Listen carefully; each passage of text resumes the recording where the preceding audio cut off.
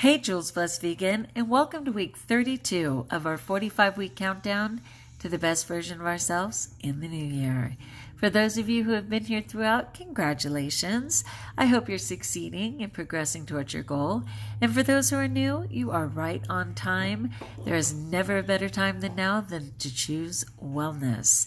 And this little community can be here to support you. Just make sure you leave some comments of where you're at, what your goal is. If you have any prayer intention, I am in. Whatever you need, I would love to support you. So just a reflection of my week. My dog Snowbell, came home. She has her eye technically open and functioning, but we have to leave that cone on, which is what you're hearing scrape right now. And anybody who's had a dog with a cone, it is miserable. And I am so sorry for her, but we can't risk her scratching that eye. On my own eye. We can't risk her scratching her eye, and that's all she wants to do is scratch her eye. So I just hope one day she'll just be fun and happy and forget she ever had the cone on. Would that be true? I pray. I'm sorry, Snowball. We love you so much. Do you want to see her? I'll get her. Hold on. Come see Mama. Come here, sweetie pie. Come here, love. I'll get you. Come here. Oh, come up and say hi to Mama's Blessed Vegan group. All right, here she is in all her lusciousness. One really happy eye and one sort of happy eye. Yeah, that's the happy eye. That's the sort of happy eye. Oh, Mama loves you so much. Oh, Mama loves you, Snowbell. God bless you. Oh, kisses for Mama. Anyway, we're all praying for you, Snow. We're so glad you're still with us. Yes.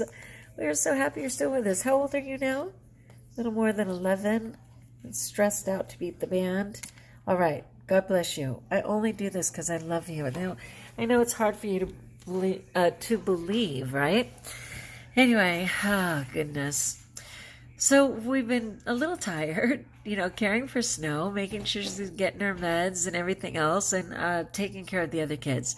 All right, so this past week, I definitely struggled with my food. I got really crazy. I was even force binging at one point, just eating food that wasn't even mine and not even enjoying it and making myself eat it, which was just a really old behavior for me. I was able to calm down, pull myself back together. I got a fresh start, which we're always allowed to do.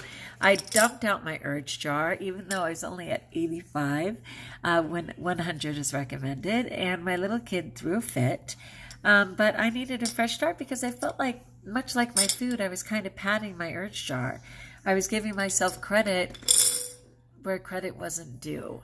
Deciding that maybe I had 5 or 6 urges when I really only had 2 or 3, just game playing to the max. So I did a fresh start on my urge jar. I don't do intermittent fasting, but I went ahead and fasted for about 20 hours just to get a sense of self, and did that before I chose to eat. And I am proud of myself. I've been getting in my 16 cups of water every single day, no question. I've been doing my Dawn's Happier Rebounder Challenge, yay me. I've been doing my arms, which are coming along. I've been saying my rosary. There's a lot of things I've been doing right, but I was bummed that I slipped on my food, and I'm happy that I've been clean the last couple of days and plan on being clean tomorrow. I wrote in my journal, even when I did blow it, and I had to write my little arrow right off the page, which Tandy Raw recommends. And I have my food written for tomorrow so that I can be successful tomorrow. So I did a lot of things right, but it was a very challenging week for me.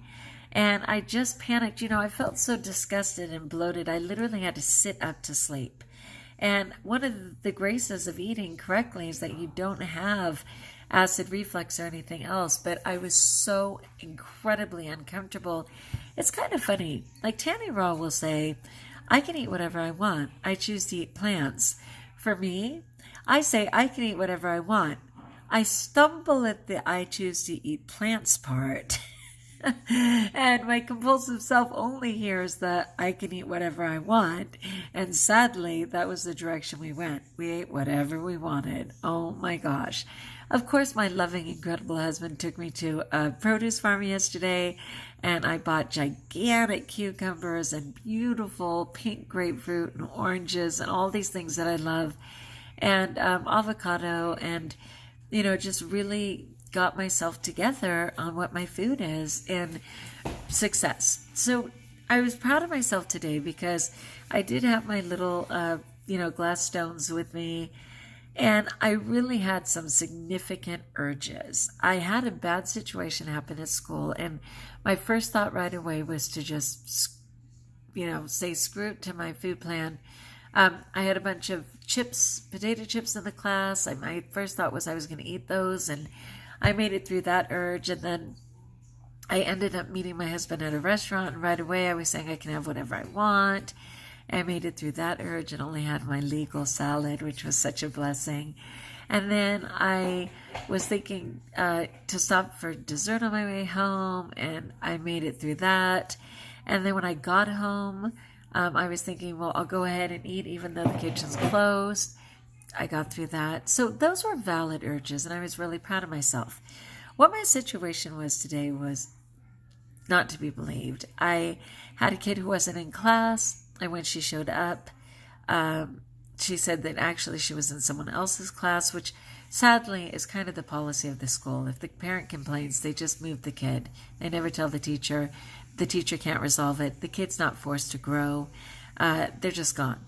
So that wasn't a total surprise. The surprise was when I called to find out why and was told that she had come on Friday in the late afternoon and claimed that in anger I had grabbed her arm. I'd grabbed her by the wrist and physically hurt her in anger.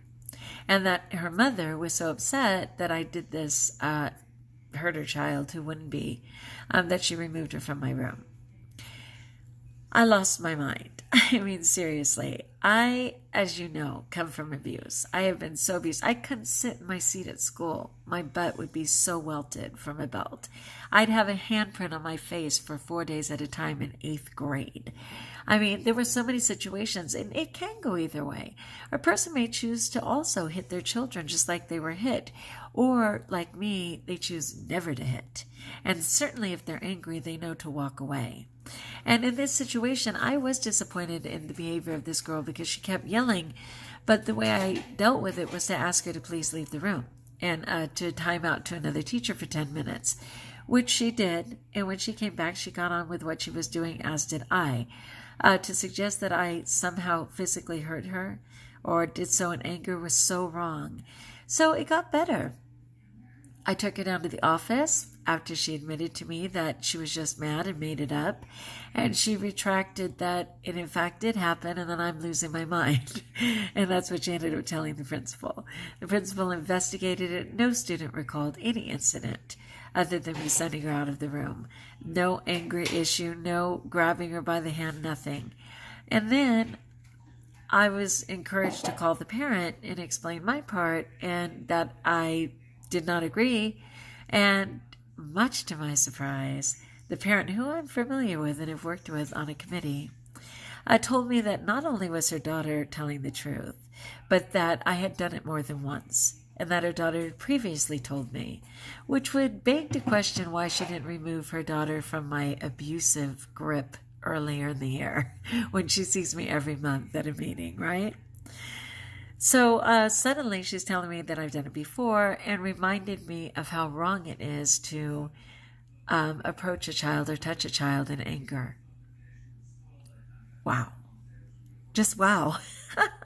And that's what led to my insanity of just wanting to abuse myself with food. But I am going to tell you that I absolutely did not act on that and that I made it through my day and that none of that was true for me. And so I told her, when I realized there was no way she was going to fold, I said, peace be with you. I did completely right by your daughter. I'm sorry that you're going in this direction. And I know that I am right with God. And I'm going to choose to hang up. And I did. And I'm sure she was pleased that I did. And I was pleased that I did. Sadly, it's not over. Because in retrospect, when I reflected on the entire year and many things that this mother told me, and many times that the daughter came with sores and a bruised cheek and things that I let go because this woman is in a position of authority, I realized that I accidentally let this child slip through my hands who has been being abused. And so I absolutely called the authorities and explained to them that I understood that the mother may counterattack and say that I only chose to do this to get back at her because she had just, said that I'd hurt her daughter. And I said, bring it. I said, absolutely bring it.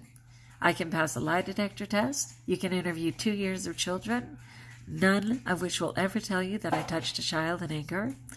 And I'm good with this. And maybe that little girl will never understand it, but it's on the records now that I had several examples of when I overlooked what could possibly have been abuse. That was the insanity, my friends. But you know what? Our goal is towards God. It's not towards fear. It's not towards humans who are manipulators. It's not towards the enemy, right? The devil is real. Like for a moment I was like, oh, I can't report it because she just said that I did that. And if I report it, then she's going to say that I did it. And I was like, wait, what? Slow down. You are not going to not be an advocate for this child out of fear of the injustice that this woman has accused you of. There's no way. That's exactly what the enemy wants you to do. That's exactly where the devil wants you to be. And I was just like, wow, you're so right. I'm making that call. So that's my fun. Prayers welcome. As always, prayers welcome.